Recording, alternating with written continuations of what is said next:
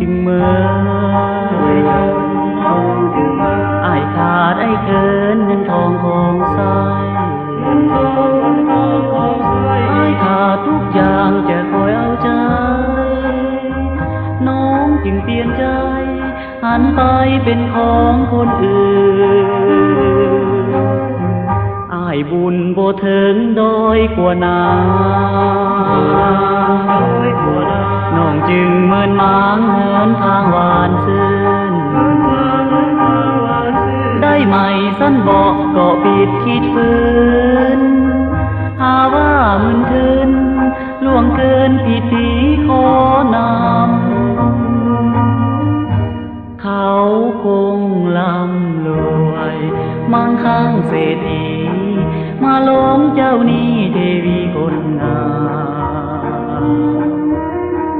อายต่ำทั้งศักดิ์ทรัพย์สินเงินค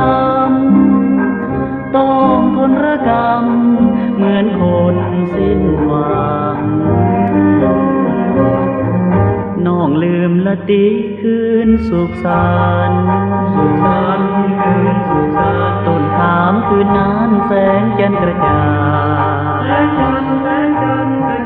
ให้กอดให้จูบลูบไล่นวลนางไปข้ามควนค้างบ่ลืมบ่เลือนสัญญา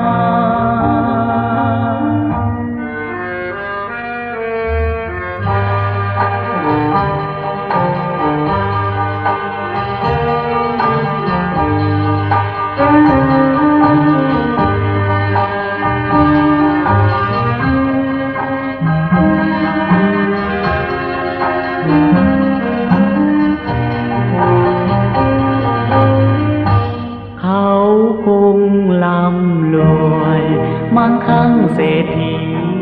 มาหลงเจ้านี้เทวีคนงามอายต่ำทั้งศักดิ์ทรัพย์สินเงินคำต้องทนระกำเหมือนคนสิ้นหวัง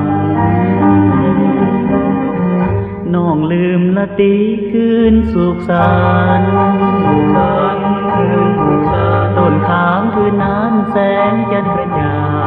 งให้กอดให้จูบลูบไล่นวลนางไปข้ามควรค้างบ่ลืมบ่เลือนสัญญา